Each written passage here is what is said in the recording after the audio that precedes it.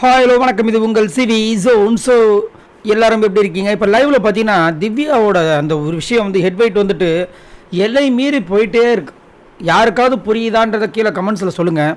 ஏன்னா விஜய் பார்வதி பண்ணுற attitude issues நம்மளுக்கு லபலபன் கத்துறது இது எதுவுமே பிடிக்காம தான் வந்துட்டு திவ்யா மேலே ஒரு அன்பு வந்துச்சு. நல்லா செம்மையாக பண்ணுறாங்க அப்படின்னு ஒரு எண்ணங்கள் வந்துச்சு, நம்பிக்கை வந்துச்சு. ஆனால் அது எல்லாத்தையுமே பார்த்தீங்கன்னா ஒரு 2 நாளில் சுக்குநூறாக உடச்சிட்டாங்க.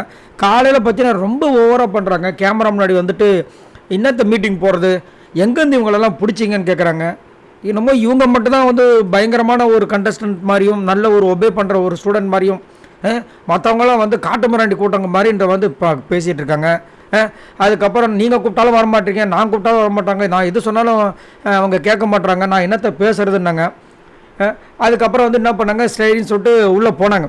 போகும்போது அங்கே எல்லாருமே கும்பலாக உட்காந்துட்டு இருக்கனால அவங்களுக்குள்ளே பேசிக்கிறாங்க. இது நார்மலாக நடக்கிற விஷயம் தாங்க தானே. உடனே நீங்கள் பேசுங்கன்னு சொல்லிட்டு இப்படிக்கா திரும்ப வந்தாங்க. இதுக்காக என்னையே கூப்பிட்டீங்க, மீட்டிங் போட சொன்னீங்க பிக் பாஸ், என்ன பிக் பாஸ்ன்னாங்க. அதுக்கப்புறம் அவங்க பேசிட்டு சரி அவங்க அந்த பக்கம் திரும்பிட்டு இருக்காங்கன்னு சொல்லிட்டு இந்த பக்கம் எல்லாரும் பேசிகிட்டு இருந்தாங்க. திவ்யா அந்த பக்கம் திரும்பிட்டு இருக்காங்கன்னு சொல்லிட்டு இந்த பக்கம் எல்லோரும் பேசிகிட்டு இருந்தாங்க. உடனே வந்து திடீர்னு டென்ஷன் ஆகிட்டு, சரி நீங்கள் எல்லோரும் பேசிகிட்டு இருங்க, நான் வந்து அதை கிளம்புறேன், அப்புறமா பேசி முடிச்சுட்டு கூப்பிடுங்கன்னு சொல்லிட்டு கோவப்பட்டு பாதிலே வெளியே போகிறாங்க. திவ்யாவுக்கு அதாவது மேனரிசம்னா என்ன, பிக் பாஸ்க்கு இவ்வளோ மரியாதை கொடுக்கணும், அதை மரியாதை கொடுக்கணும்னு சொல்கிறாங்க இந்த திவ்யா.